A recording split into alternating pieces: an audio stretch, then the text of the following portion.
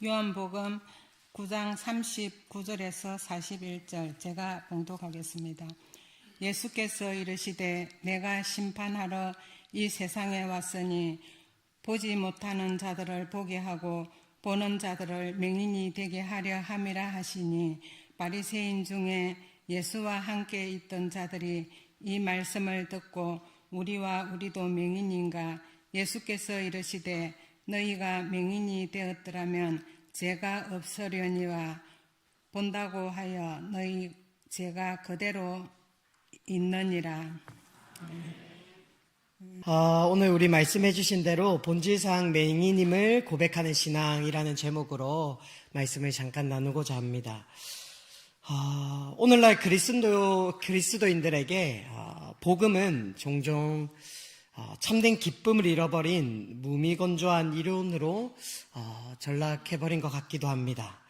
매주 강단에서 기쁜 소식인 복음의 말씀이 선포되지만 정작 우리의 삶에는 아무런 파동이 일어나지도 않아 보이는 것 같기도 합니다.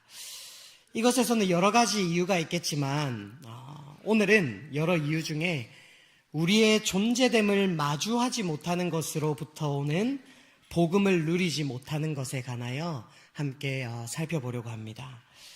오늘 본문에 나오는 바리새인들이 좀 이러했거든요. 예수 그리스도를 계속해서 마주하고 있음에도 예수 그리스도께서 행하시는 일들을 이상하게 싫어하면 안 가야 되는데 예수님이 사역하는 그 곳곳마다 바리새인들이 늘 있어요. 그래서 이 사람들은 늘 예수 그리스도의 사역을 보고 듣고 하는 그 자리에 늘 있었는데 그들은 자신의 의로움에 갇혀 자신들의 본질, 자신들의 본래적 상태를 예수 그리스도를 통해서 바라보고 있지는 못하는 그러한 모습들을 우리 요한복음서를 통해서 계속 마주하고 있는 것 같습니다. 그래서 그들을 향하여 예수님은요, 너희가 보지 못하는데 본다고 하니 너희 죄가 그대로 있다라고 말하는 겁니다. 즉 그들은 스스로 보고 있다라고 여기는데 예수님이 보시기에는 너희는 보지 못하는데 본다고 말하고 있구나라고 하시는 거죠. 그들은 예수님 앞에서 스스로 영적 맹인임을 깨달아야 했습니다.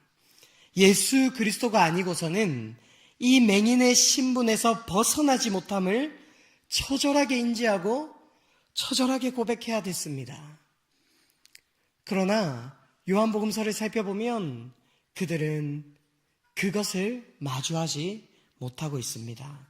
반대로 오늘 본문에 나왔던 맹인이었던 자는요, 자신이 맹인임을 알았고요, 예수 그리스도가 필요한 영적인 맹인이었음 또한 알고 있었습니다.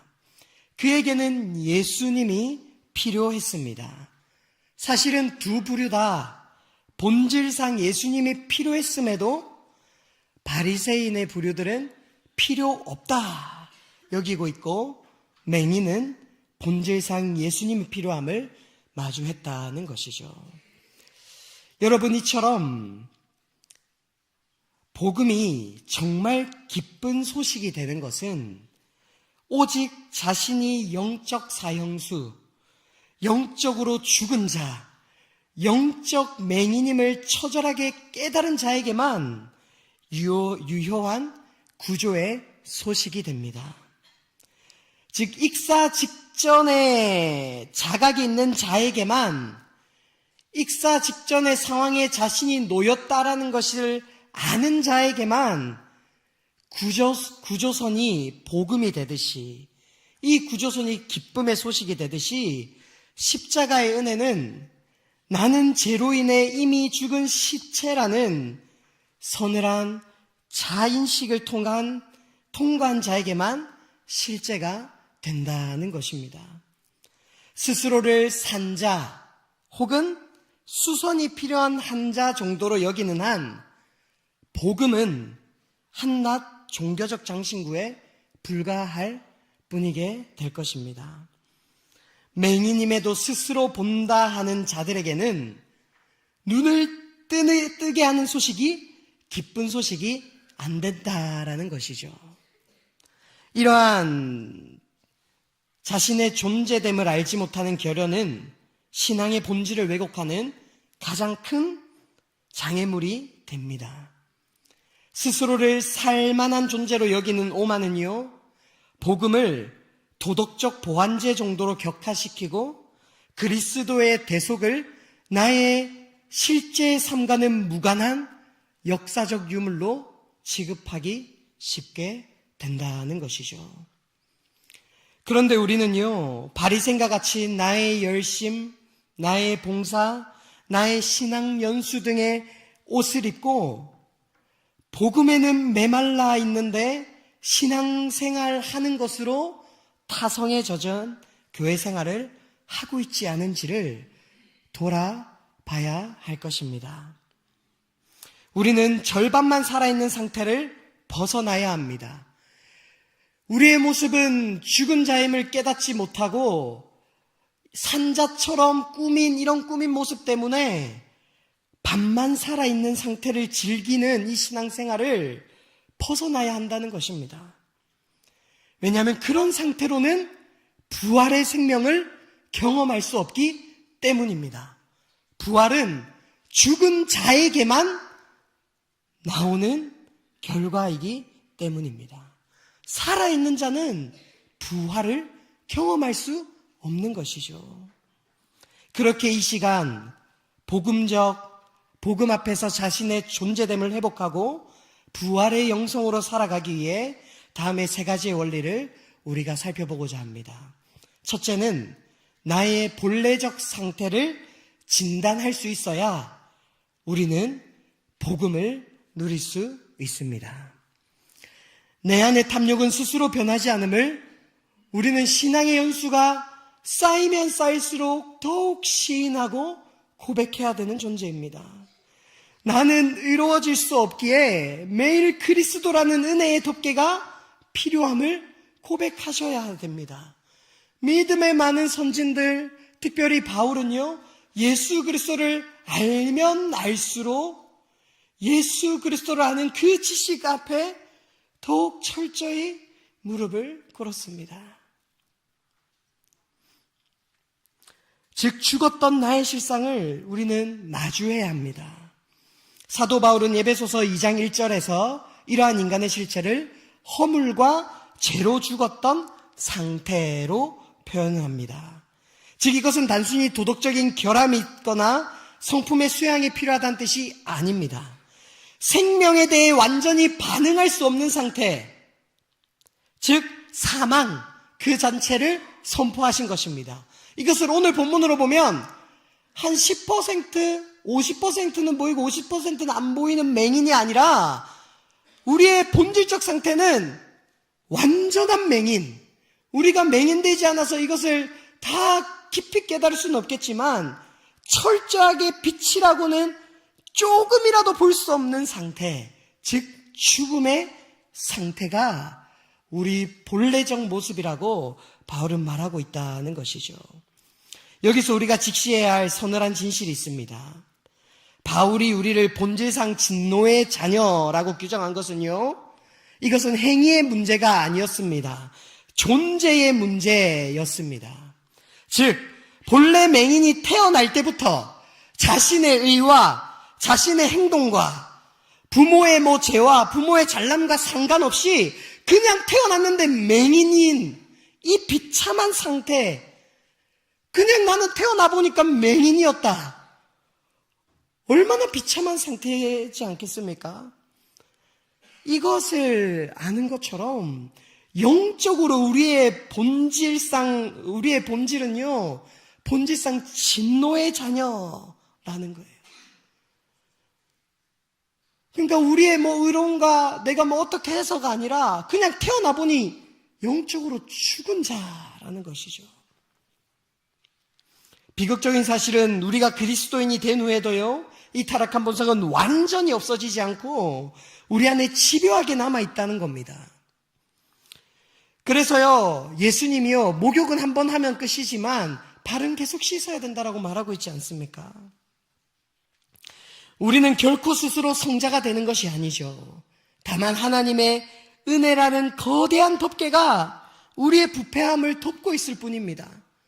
아담과 하가 죄를 저질렀을 때 그들의 그 부끄러운 상태를 하나님께서 가죽옷으로 덮여주고 있듯이 우리도요, 하나님의 덮개가 없으면요, 본질상이 부끄러운 존재라는 것이죠. 그런데 우리는 이따금씩 신앙생활을 하다 보면요, 하나님의 은혜의 덮개를 구하기보다 나의 의로움으로 나의 이 추악함을 덮고요, 나의 신앙의 연수로 이 추악함을 덮으면서도 내가 맹인됨을 직시하지 못하는 그러한 신앙생활을 하고 있을 수 있다는 것이죠.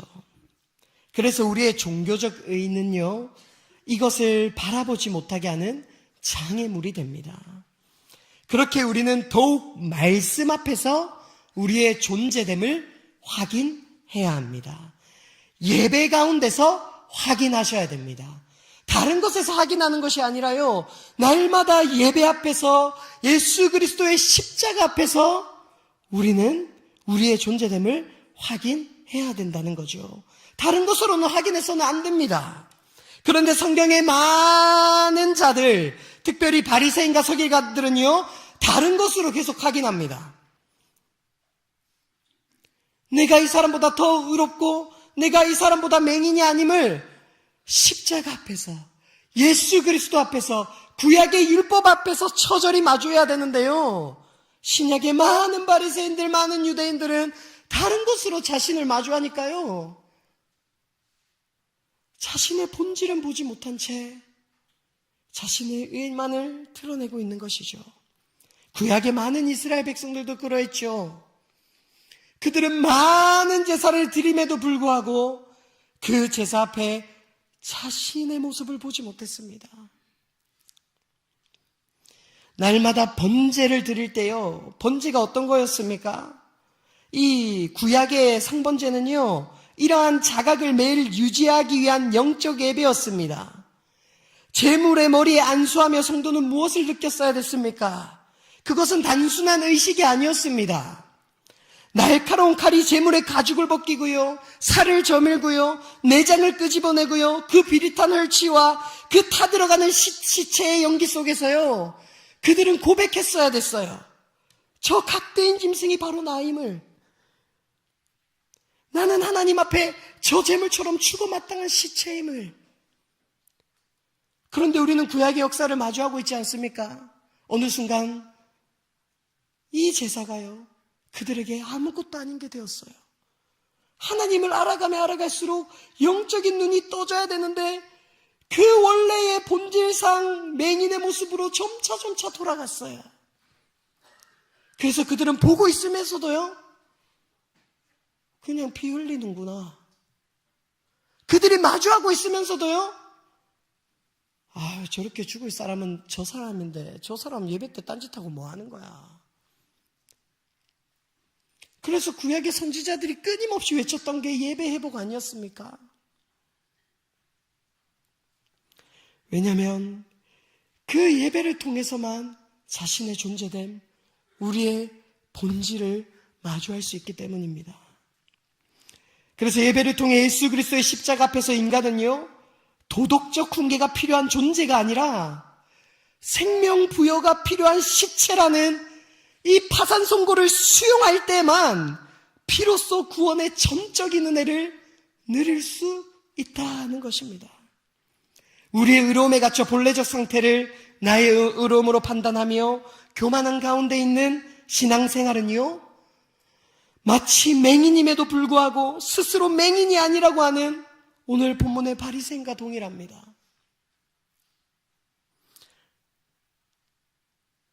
이런 어리석은 자리에 머무는 것이 아니라 매주 드리는 예배를 통해, 매주 마주하는 성경의 말씀을 통해, 매주 맞이하는 예수 그리스도의 십자가 앞에서 우리는 영적인 맹인임을, 오직 예수 그리스도만이 우리의 눈을 뜨게 하실 분임을 바라며 나아가는 그 자리 가운데 우리가 서 있길 축복드립니다. 혹시나 이 신앙이 메말라져 간다면 우리는 더욱 그 십자가를 붙들어야 돼요. 그런데 우리는요, 본성상 메말라가는 걸 알 때 십자가를 붙들기보다 나의 의를 붙들기를 택해요. 그게 더 쉽거든요. 그게 뭔가 내 자존심도 안 건들고 뭔가 내 합리화도 되고 마음이 편해지는 거거든요. 그런데 그럴 때 나의 의를 붙잡는 것이 아니라 그 예수 십자가를 바라보며 오직 말씀 앞에서 나의 존재됨이 확인되어지는 은혜가 저와 여러분 가운데 가득하기를 축복드립니다. 둘째는 성경의 경고를 남을 치는 칼이 아니라 내 추한 실상을 비추는 걸로 받아들여 하나님 앞에서 내가 죄인됨을 바라볼 수 있을 때 복음의 은혜를 누릴 수 있습니다. 아까 선지자들 이야기를 했는데요. 특별히 에스겔 22장을 보면요. 하나님을 망각한 인간의 본성이 빚어대는 이 추악한 자상을요. 에스겔 22장은 아주 적나라하게 해부하거든요. 그래서요. 하나님은 거룩한 성전이 있는 예루살렘을 어떻게까지 부르시냐면 피 흘린 성읍이라고까지 부르시고 계세요. 그렇게 부르신 이유는요, 당시 이스라엘은 제사를 멈춘 적이 없지만, 앞서 말한 것처럼 그들은 제사는 멈추지 않았지만, 그 제사는 하나님과의 교제가 끊어졌다라는 거예요.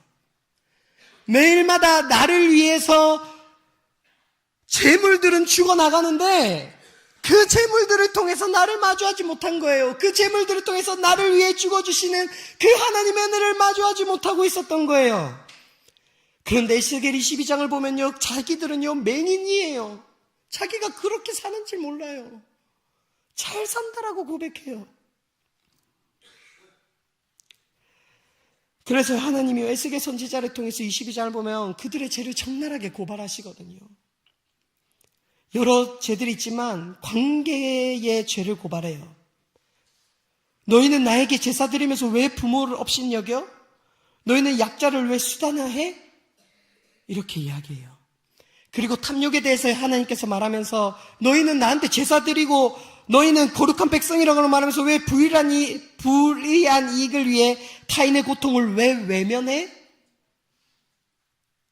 왜 너희의 배를 채우고만 있어? 이것은 그들의 도덕적인 모습을 하나님께서 직시한 것도 맞지만 그 이전에 지금 너희 예배 잘못된 거 아니야? 라고 묻는 거예요. 너희 지금 그냥 신앙생활 하는 거 아니야? 왜 나를 우상처럼 만들어? 하고 있는 거예요. 나는 너희와 사귐 가운데 있고 싶은데 너희는 그냥 저 다른 우상처럼 그냥 나를 덩그러니 세워만 놓고 종교의식만 하고 왜 삶에로 돌아가? 이 말을 하고 있는 거예요. 그러면서 에스겔 22장에 보면요, 12번이나 내 가운데라는 표현을 쓰세요. 즉 그들의 죄를 하나님께서 고발하시면서요, 다른 죄가 아니라 너희 죄야 라는 걸 12번이나 이야기한다는 거예요. 너의 죄야 라고 말하고 있다는 거예요. 이것은 그만큼 그 시대를 살 때 이스라엘 백성들이 자신의 죄는 맹인이 되어서 보지도 못하고 이거 너 죄야, 내 죄가 아니고 너의 죄야, 나는 의로워, 나 예배도 드리거든, 나 아직 제사 계속 지내고 있거든, 이렇게 하고 있었다는 거예요. 근데 이 모든 것을 통틀어 에스겔 22장 12절에 이 모든 걸 통틀어서 딱 한마디로 끝내십니다.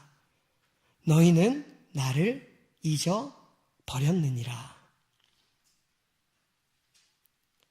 근데 그들은요, 하나님께 반문합니다. 저 잊어버린 적 없는데요, 매일 제사하는데요.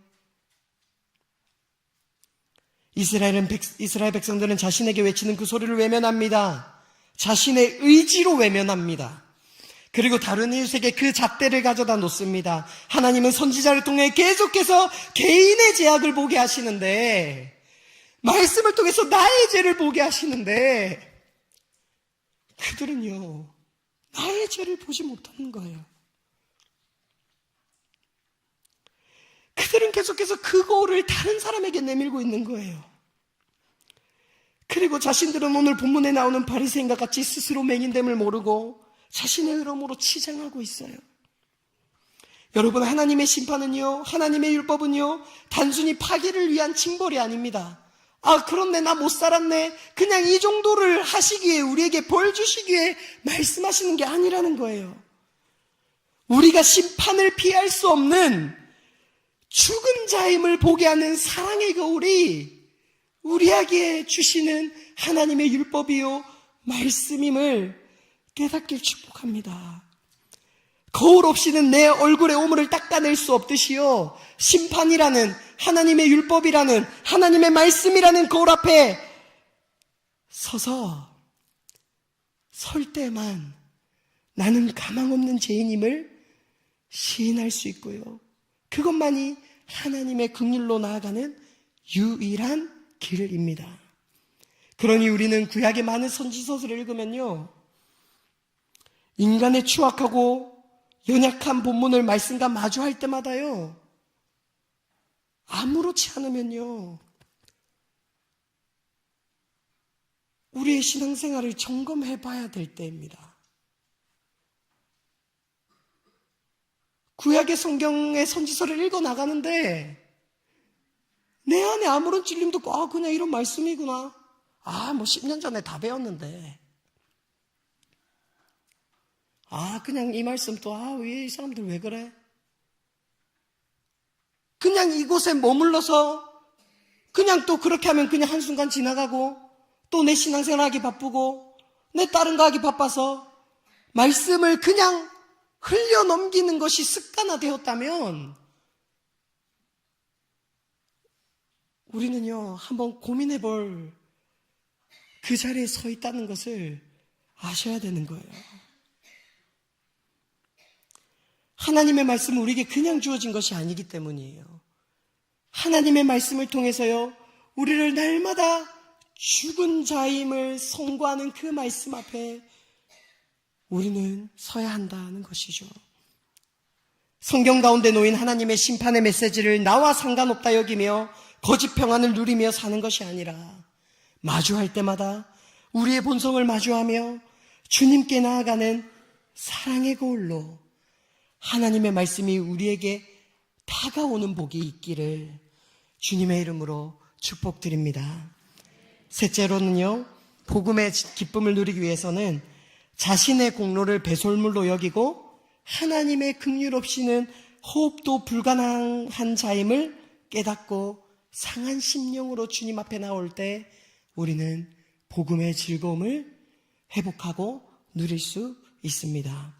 오늘 본문 요한복음 9장 39절에서 예수님은요, 심판하러 이 세상에 왔다라고 선언하시며 충격적인 역설을 제시합니다. 39절을 보면 보지 못하는 자들은 보게 하시고 본다는 자들은 맹인이 되게 하는 것, 이것이 주님의 심판 방식입니다. 여기서 보지 못하는 자는 자신의 영적 파산을, 자신이 영적으로 죽은 자임을 인정하고 은혜를 구걸하는 자입니다. 그러나 반면 본다고 말하는 자는 자신의 종교적 지식, 직분, 그리고 수십 년간의 신앙 이력을 의지하는 종교 전문가들입니다. 특히 평생 교회를 섬겨온 우리 일리의 권사님, 집사님들, 내가 이만큼 헌신했으니 나는 의롭다라는 이런 영적 방어 기제를 나도 모르게 가지고 있을 수 있다라는 거예요. 나도 모르게. 그러나 자신의 그 의를 의지하는 그 열심이요, 오히려 참 빛이신 그리스도를 거부하는 가장 강력한 장애물이 된다는 것을 우리는 직시해야 합니다. 진정한 신앙, 즉 보지 못하는 자의 신앙과 자신들 스스로 본다라고 여기는 신앙의 차이를 표를 통해서 잠시 확인해 보면 이렇습니다. 한번 띄워주시겠어요? 스스로 본다라고 하시는 분들은 좀 글자가 작은데, 자신들 스스로 본다예요. 그 근거는요, 종교성과 도덕성과 자신의 이력과 직분, 헌신의 양으로 자신의 이것들을 생각해요. 그런데 죽은 자의 신앙, 나는 보지 못한다라고 고백하는 자는요, 나 스스로를 지옥에 가도 할 말 없는 죽은 자라고 고백해요. 왜냐하면 우리 본질이 그렇기 때문에, 우리가 태어났을 때 우리 신분이 그렇기 때문에요. 그래서 이들이 살아가는 방법 자체가 다릅니다. 산 자는요 스스로를 살만한 존재로 여깁니다. 그러나 죽은 자는요 오직 주의 긍휼만 구하는 가난한 심령으로 살아가요. 그들을 행하게 하는 동기도 다릅니다. 그들은 안위와 평안을 위한 종교적 거래를 합니다. 그러나 죽은 자는 전적인 은혜를 덧입는 영적 소생을 갈망하는 것이에요. 즉 나의 자그마한 변화가 아니라요 예수 그리스도 없으면 살 수 없다는 것을 고백하는 거예요. 그래서 이들은요 영적 맹목성이 심화되어 그리스도를 점점 잃어가요. 점점 영적인 시력이 죽어가요. 근데 나의 의로움을 보는 시력은 점점 늘어나요. 다른 사람의 죄를 보는 눈은 점점 늘어나요. 근데 다른 부류는요 신앙생활을 하면 할수록요 내 존재됨을 하나님 앞에서 보는 영적인 눈이 열려요. 여러분은 지금 어떤 열린 눈의 모습을 누리고 살고 계십니까?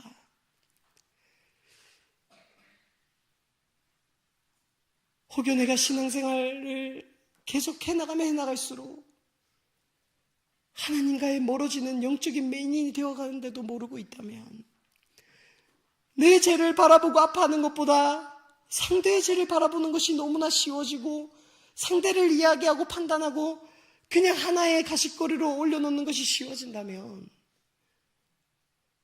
그냥 이 행동 잘못했습니다. 값없는 해결로 끝날 것이 아니라 지금 내 존재됨이 하나님 앞에서 어떤지를 그 영적 소생을 갈구하는 그 영적 어렸을 때 그 마음으로 돌아가는 것이 우리가 살 길임을 깨닫는 저와 여러분이 되기를 축복합니다. 여러분 스스로 산자로 여기면 내 공로를 쌓는 것은 신앙이 아니라 종교활동뿐입니다. 우리는 죽은 자의 자리에 서야만 합니다. 그것이 바로 부활의 생명이 시작되는 유일한 지점이기 때문입니다. 이제 말씀을 마무리하기로 합니다. 바울은요 고린도전서 15장에서 예수님의 부활로 부활 생명된 자들에게 여러분 굳건하십시오, 복음에 흔들리지 말고 살아가십시오라고 권면하면서 이렇게 이야기해요. 우리 너무나 많이 아는데요, 나는 날마다 죽노라 라고 고백해요. 바울의 이 고백은요 그냥 수사, 그냥 말이 아니라요 치열한 생존의 고백이었어요. 바울은요 내 영은 이렇게 살고 싶은데 그렇게 살게 하지 못하는 내 육체, 내 본성을 날마다 미워했어요.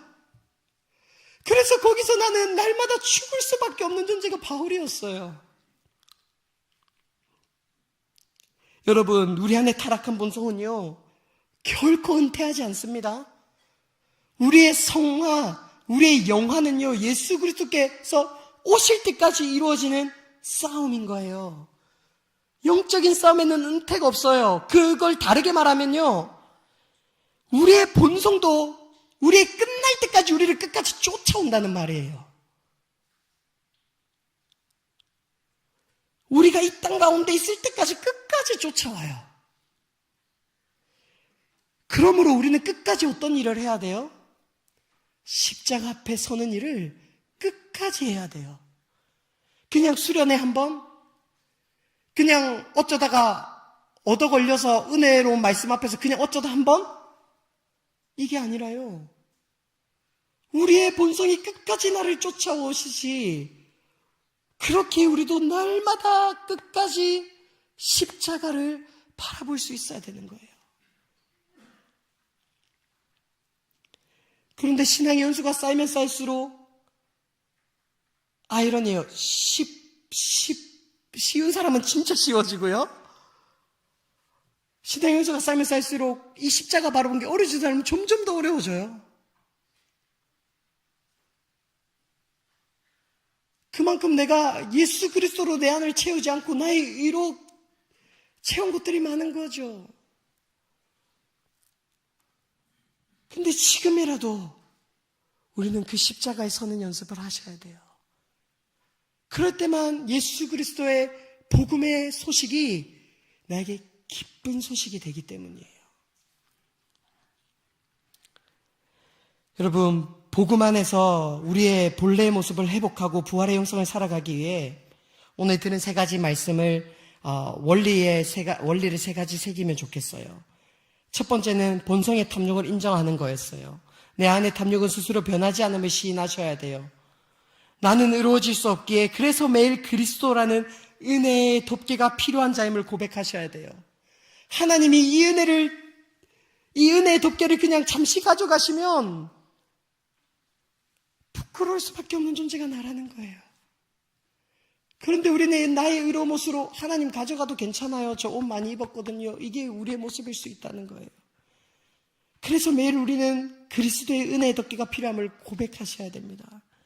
둘째는 심판을 거울로 삼아야 됩니다. 하나님의 말씀을 나의 거울로 삼아야 됩니다. 성경의 말씀을 남을 치는 칼이 아니라 내 추한 실상을 비추는 거울로 받아들여 매일마다 나는 하나님 없이는 살 수 없는 존재임을 인정하셔야 됩니다.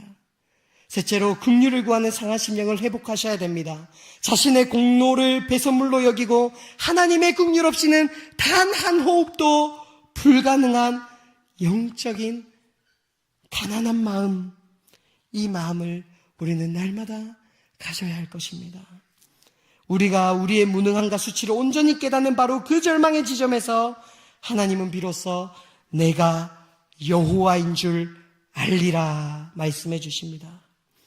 그러니 내가 죽은 자리에 하나님이 생명의 주관자로 임하시겠다라는 이 영광스러운 약속 앞에 하나님 저 죽은 자 아닌데요? 맹인 아닌데요? 하나님 저 별로 긍휼히 안 여겨주셔도 되는데요? 이러한 자들이 아니라 우리의 신앙의 연수가 쌓이면 쌓일수록 그러네요. 하나님, 제가 이렇게까지 신앙생활 했는데도 하나님 없이는 저는 한순간도 살아갈 수 없는 존재였네요. 하나님이 하나님 말씀으로 제 추악함 들추시면 숨을 곳 없는 것이 저의 본질이네요. 제가 지금 이때에도 저는 하나님이 필요합니다. 제가 젊었을 혈기를 가졌을 때만 하나님이 필요한 게 아니라 지금 60대에도요, 지금 70대에도요, 저는 하나님이 필요한 어린 양입니다. 예수님만이 나의 목자 되게 해주세요라는 이런 어린아이와 같은 마음, 철저하게 자신의 존재됨을 십자가 앞에 마주할 때만 받을 수 있는 영적 복임을 우리가 깨달아 특별히 오늘 헌신 예배 드린 우리 1, 2 여전도 회원 여러분, 우리가 다시금 하나님 앞에 이 마음들을 고백하고 예수 그리스도로 인해 살아가는 우리 귀한 회원들, 그리고 이곳에 모인 모든 주의 자녀들 되시길 주님의 이름으로 축원드립니다.